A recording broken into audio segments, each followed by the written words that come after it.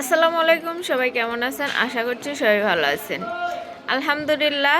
এই যে মাদ্রাসার শিক্ষকরা, ইবতেদায়ী যে শিক্ষকরা আন্দোলন করতেছিল, সেটা সরকার থেকে মেনে নেওয়া হয়েছে। তাদের দাবি দাওয়া পূরণ করা হবে। কিন্তু এটা খুবই খুশির বিষয় যে তাদের এই দাবি দাওয়াগুলো মেনে নিছে এবং আমরা আলহামদুলিল্লাহ বলতেছি।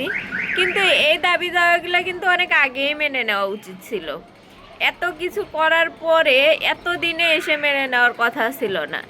এই যে যে কোনো দাবি দেওয়াই হোক, কেউ দাবি দেওয়া তুললে সেটা পূরণ করতে এত দিন লেগে যায়, যার কারণেই মানুষ রাস্তায় নামে বেশি। এই এই শিক্ষকদের তো এতদিন রাস্তায় থাকার কথা ছিল না, এই যে পুলিশের লাঠি পেটা খাওয়ার কথা ছিল না। এই দাবি দাওয়াগুলো তো আপনারা চাইলে আগেই মেনে নিতে পারতেন। আগেই যদি নেবেন তাহলে আগে নেন না কেন? যে কোনো দাবি দেওয়া নিয়ে এতদিন ধরে তাদেরকে ঝুলিয়ে রাখতে হবে কেন? কেন তাদেরকে এই দাবি দেওয়াগুলো আগেই মেনে নেন না? আগে যদি মেনে নেন তাহলে তো আর এইভাবে তাদেরকে রাস্তায় বসে থাকতে হয় না, আন্দোলন করতে হয় না, অনশন করতে হয় না।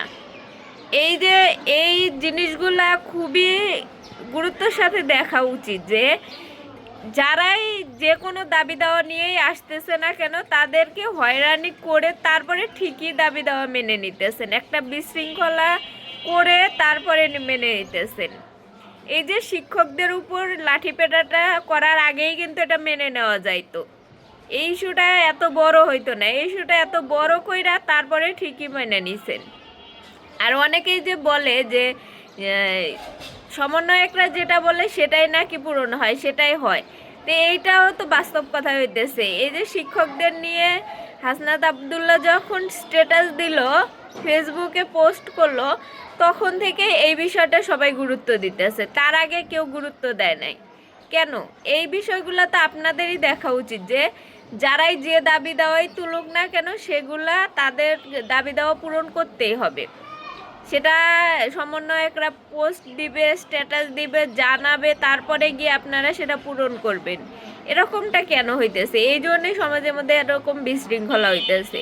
যে কেউই এই যে রেল স্টেশনের ঘটনা বলেন, সেই যে কোনো ঘটনাই বলেন, যে কোনো দাবি দেওয়াই উঠছে এই 5ই আগস্টের পরে, সরকার গঠনের পরে সবগুলো দাবি দেওয়ার মধ্যেই ঝামেলা হয়ে তারপরে দাবি দেওয়া পূরণ হয়েছে। এর আগে এই দাবি দেওয়াগুলো পূরণ হইতেছে না। আপনারা এই দাবি দেওয়াগুলো এই ঝামেলা হওয়ার আগেই তো পূরণ করতে পারেন, বা কোনো অভিযোগ থাকলে, কোনো দাবি দেওয়া থাকলে সেগুলো আগেই পূরণ করতে পারেন। কিন্তু আপনারা এই ইস্যুগুলো বড় কইরা তারপরে গিয়ে দাবি দেওয়া মানতেছেন। এই জন্যই তো সমাজের মধ্যে এই বিশৃঙ্খলাগুলো বেশি হইতেছে।